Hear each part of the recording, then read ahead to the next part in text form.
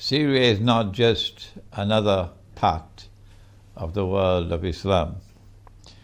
From an Islamic eschatological perspective, Syria is at the heart, the very heart of the end of history. There are three main actors at the end of history in Islamic eschatology. The most important of them all is the return of Jesus, the Son of Mary, the true Messiah. And then there is another figure in the end of history who seeks to impersonate the true Messiah, and he is the false Messiah. The Christians call him the Antichrist, and Nabi Muhammad, Allah's blessing be upon him, called him Al-Masih al-Dajjal, or Dajjal, the false Messiah. And the third important figure in Islamic eschatology at the end of history is the Imam or the Prince. In Christian theology is known as the Prince, or Imam al-Mahdi. And these three main actors of the end of history are all going to be simultaneously present in Damascus. Imam al-Mahdi will already be there. Dajjal will come to attack him. And at that time, when Dajjal is ready for the confrontation with the Imam, the Son of Mary returns. And they all will be in Damascus. And so Syria is located at the very heart of the end of history, or eschatology. It is a country of far more than just passing importance. What happens in Syria is of paramount importance to the Christian world and to the Muslim world, because these are the two worlds that believe in the true Messiah. These are the two worlds which await the return of the true Messiah. These are the two worlds who believe in the Antichrist, the Christian and the Muslim. They who lust to rule the world, to stamp their bloody feet on the stage of the world, and to establish their political and economic and monetary dominion over mankind on behalf of the state of Israel, came up with a devilish plan to take control of the entire territory around Israel. And they called it, they usually coin these nice and lovely terms, they call it the Arab Spring. But it was a cover for them to take control of Libya. They needed control over Libya, not only because Gaddafi was offering a challenge to their monetary dominion with his views on gold, but because Israel needs to expand her territory in order to fulfill the biblical frontiers of the Holy Land, to encompass the biblical frontiers of the Holy Land, which is from the river of Egypt to the river Euphrates. If Israel is to take the eastern delta of Egypt, it cannot be simply with aerial bombardment. You need a land war. And Egypt has about 80 million people. It's going to be a messy affair. In order for them to be able to grab that part of Egypt, which is the eastern delta, they need to invade Egypt from the east and from the west. That's why they needed Libya. And these fools with a capital F with their bogus jihad, who take weapons from the CIA and take money from the CIA to launch what they call a jihad or holy war, are fools with a capital F. Yes. They are rubbish. And that's what they did. They fought Israel's war for Israel. And now today NATO is in control of Libya. They wanted not only Libya, they wanted Syria. Syria more than Libya. They got Libya, so now Egypt's goose is cooked. Whenever they're ready, they'll be able to attack Egypt from east and from west and bombard Egypt from the Mediterranean Sea. And then you have the southern Sudan out there and Ethiopia to help you along from the south. So Egypt is surrounded, and Egypt's goose is cooked now, thanks to this bogus jihad. But how to get Syria? They were able to get Libya because, for reasons far more mysterious that I can achieve with my innocent ken, Russia decided to abandon Libya. Russia chose to throw Libya to the dogs. Why did Russia do that? You got to ask Russia. I don't know. The Security Council of the United Nations, and you are there, and you are a permanent member. You have responsibility. You'll have to answer on Judgment Day. You know that if you do not give your veto, you know what's going to happen. You can't hide behind abstaining from the vote. Your abstention from the vote meant that Libya was gone. So you will have to answer on Judgment Day. And that's what Russia did.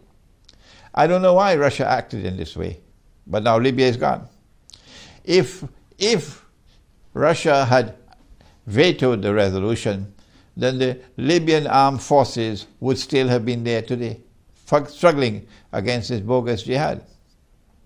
It was when NATO was able to bomb the daylights out of Libya, as they bombed the daylights out of Belgrade once upon a time. I hope the Soviet people never forget that. That was when they were able to get Libya. But the big prize was Syria. And the same thing that they did with Libya, they did with Syria. An armed insurrection, not a spontaneous uprising. No. This was a planned, armed insurrection, funded and armed by them to take over a country. They call it color revolutions. No, you're taking over a country and you're doing it the dirty way, unworthy of a people who say you are Christians. Yes, they say they're Christians. I say no, they're not Christian, they're barbarians. When I want to find a Christian, I'll come to Orthodox Christianity. You're barbarians, because this is how you take over a country? By paying people, armed mercenaries to come and fight, providing the weapons and denying that you are part of it. This is what they did in Syria. This is what they're still doing in Syria. They did it with al-Nusra, they did it with the Free Syrian Army, and now their last baby is ISIS or the Islamic State. The CIA. It's a CIA jihad in Syria. And because Russia has threatened to veto any resolution for a no-fly zone, that's why Assad has survived so far. If they had brought forward a resolution to the Security Council for a no-fly zone, and if Russia had abstained, as Russia did on Libya, Assad would be gone. Finish. I am not a supporter of any government in the world of Islam. No. But I admire those who stand up against the oppressor. And in this case, the biggest oppressor of all is Israel. I hope and I pray that I'll continue to have the freedom to speak these words that I've just spoken. That the biggest oppressor of all is Israel. And the Syrian government has been standing up to the oppressor. The Libyan government was standing up to the oppressor. And in religion has zero tolerance for oppression. If you are following the religious way of life, you have to be standing with the oppressed and not with the oppressor. The Ottoman Empire was an oppressor. Those who fought against the Ottoman Empire at Kosovo were the oppressed. If you join the religion of Islam and you become a Muslim, whose side would you be on? The oppressor or the oppressed? You see?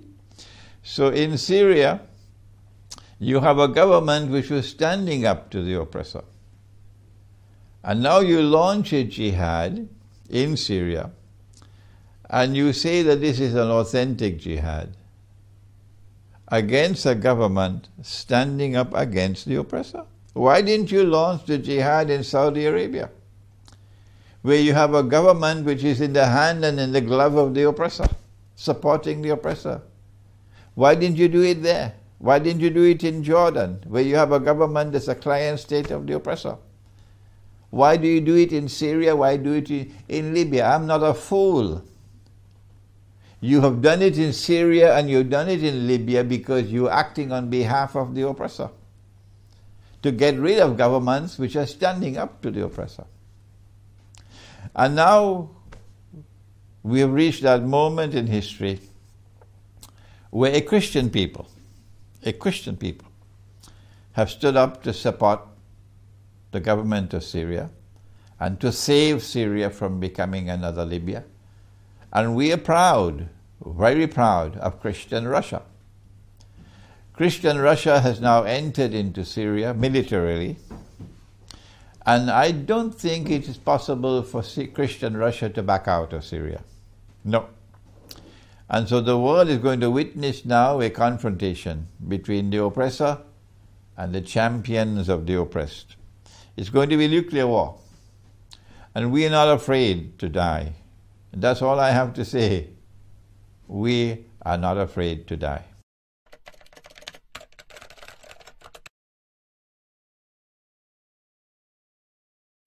Perspective again is that of Islamic eschatology.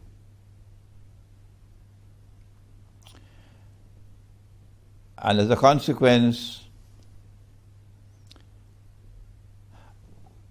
I must direct attention to the prophecy of Prophet Muhammad, Allah's blessings be upon him, who prophesied an end-time conquest of Constantinople. And that end-time conquest of Constantinople comes after the great war that the Christians call Armageddon and the Muslims call the Malhama. And if anyone believes that the Armageddon or the Malhama has already occurred, he should buy a one-way ticket to the moon. No, it has not as yet occurred. It's still to come. And the conquest of Constantinople takes place after that. So Sultan Muhammad Fatih's conquest of Constantinople in 1452 or 53 is not the fulfillment of the prophecy of Prophet Muhammad. The Turkish people, the Bosnian people, the people of Albania and Kosovo and Macedonia and others who have been brainwashed into believing that that is the fulfillment of the prophecy, I tell you, you got homework to do because you've been misled. I ask myself, why would this occur in the end time? What strategic importance can there be in a conquest of Constantinople, prophesied not only in Islamic eschatology but also in Christian eschatology? And Stephen, my answer is, and this is my answer, you don't have to agree with me, is that the conquest of Constantinople has only one military importance. And that is that it would free the Bosphorus and the Straits of Dardanelles for the Russian Navy. At this time, it's a NATO-controlled waterway. But a conquest of Constantinople would break the back of NATO. And as a consequence, the Russian Navy would be able to pass through to the Mediterranean. That is the only military significance I can see. Why would a navy be so important? Perhaps in a post-nuclear world, we will not have any more aircraft. And that wars in a post-nuclear world will be fought on the land and in the sea.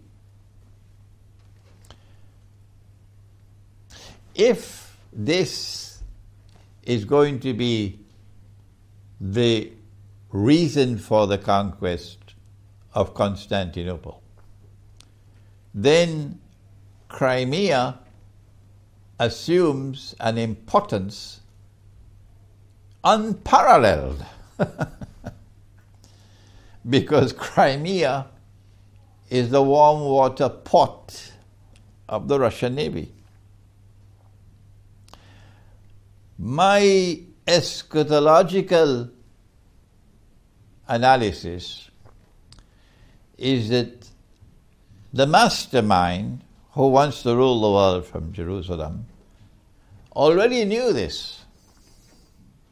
And so he used, and this will come out in my subsequent lectures on Gog and Magog, he used Gog and Magog to empower the Ottoman Empire with a power that could not be destroyed by any Christian army. So when Orthodox Christianity met the Ottoman Empire in the Battle of Kosovo, there was no way at all that the Christian army could ever have been successful. None. Because you're fighting Gog and Magog. You're not fighting Islam. No. It was as a consequence of the success of the Ottoman armies that the Tatar were sent to Crimea. And eventually the Ottoman Empire took Crimea. Ottoman control over Crimea is part of eschatology. It is meant to prepare the way to deny Russia the capacity to pose any naval threat in the end time. When Russia defeated the Ottoman Empire and took Crimea, it meant that there was an obstacle in the way. And they had to devise ways and means to try to get Russia out of Crimea. For 200 to 300 years, they could not do it. And Russia remained a naval power with a naval base in Crimea. And then they brought about the Crimean War, in which it was the last great war fought before modern weapons came. The last great war. And in that war they gave everything that they could give to defeat Russia, to deny Russia Crimea. And they succeeded, eventually. Russia paid a terrible price, the number of people who died. The Russians fought and fought valiantly and courageously, but eventually they had to surrender. And the terms of the surrender, I think the treaty was in Paris, was that Crimea would remain under Russian sovereignty but would be demilitarized. Russia denied Crimea as a naval base, which is what they wanted.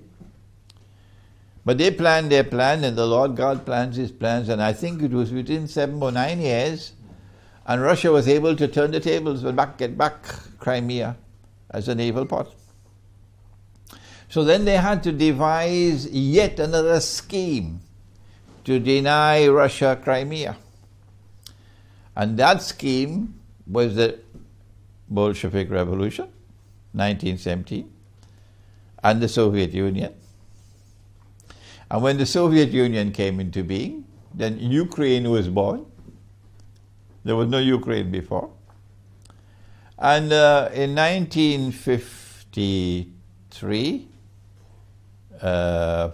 53 or 54, 6 years after Israel was born, Nikita Khrushchev suddenly, mysteriously, ominously mysteriously, announced that Crimea was going to be given to Ukraine.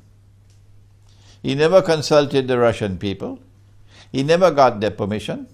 He never consulted the people of Crimea. He never got their permission because he was acting on behalf of Dajjal.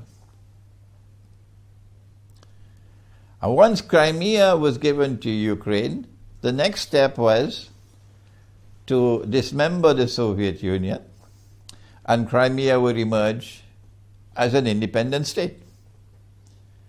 Russia would now have a treaty with Crimea limiting its use of the naval base.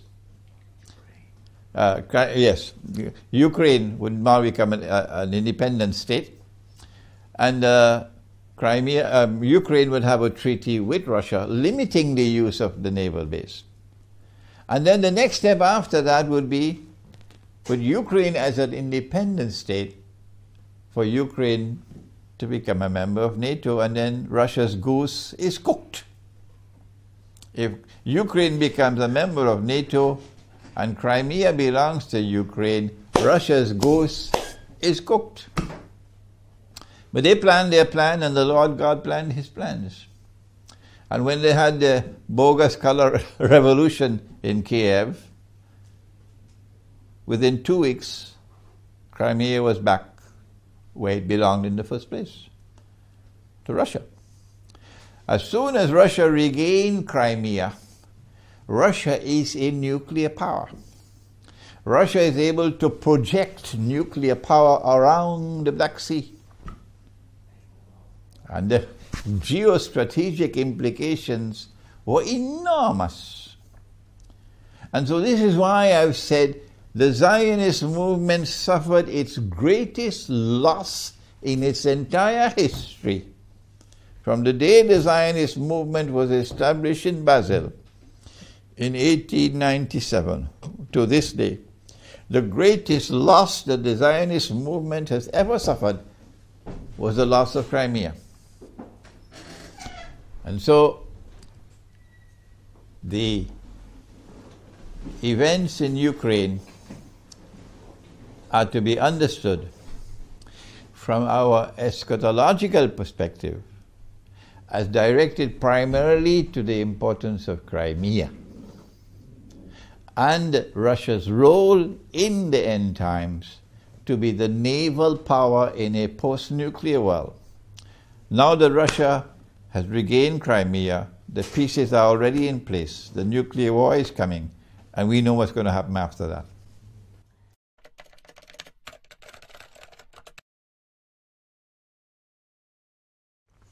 Don't think it's necessary for us to go back to repeat what are the causes for this exodus of refugees.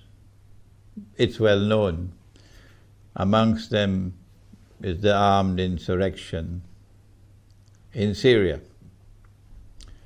Amongst them is the increasing poverty to the state of destitution to which people are being reduced because of this bogus and fraudulent monetary system. What is more important is for the whole world to be honest and to recognize that many of these people have left their homes, the comfort of their homes, the places where their families are located, their relatives are located, left behind those who are too old to migrate. And it must be very painful to leave the elderly behind. and are fleeing for their lives because of fear. There are those who are economic migrants, yes, but most of those from Syria are fleeing because of fear. Fear of ISIS, fear of the Islamic State, which is brutal, which has committed acts of brutality that are meant to send a message of fear and terror into the hearts of the people. That's why they are fleeing. And at this time, when after almost 1 year has passed, that a man named Barack Obama has been bombing the daylights out of ISIS, that's what he told me he's doing, and Holland and France and Britain and all the others, they're bombing the daylights out of ISIS for a whole year now, and yet ISIS is able to not only survive and grow stronger thanks to all the bombing from Washington,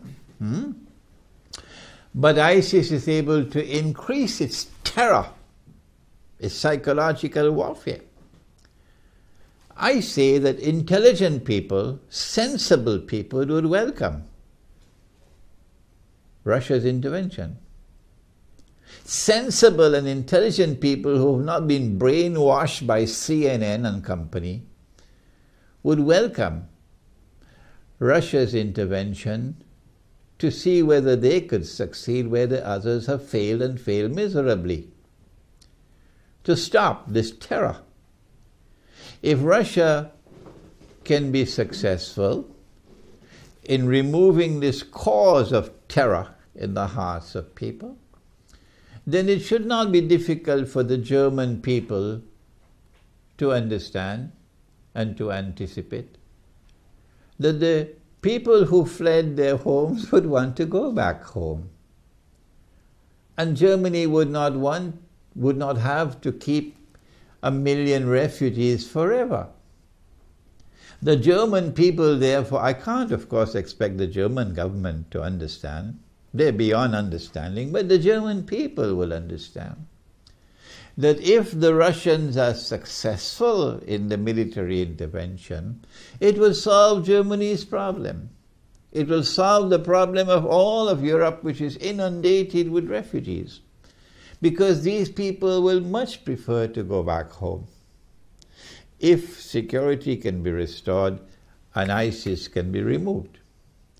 And so I would like to believe that sensible and intelligent people would not only welcome Russia's intervention, but would hope and pray that Russia would be successful.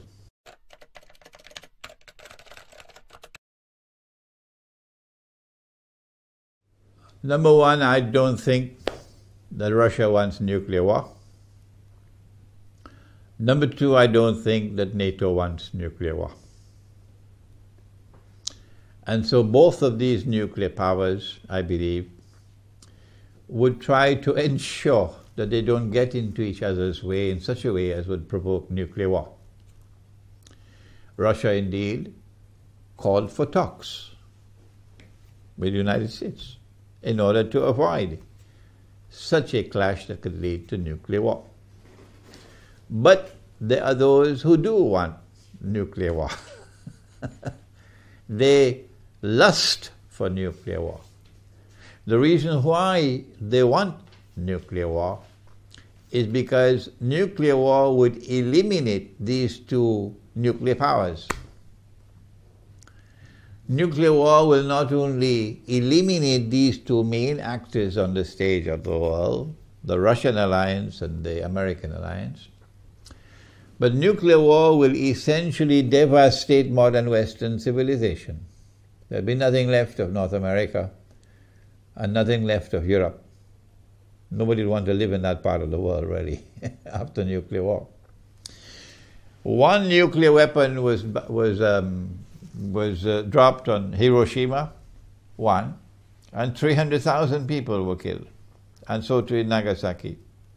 Today's nuclear weapons are 1,000 times more powerful than that.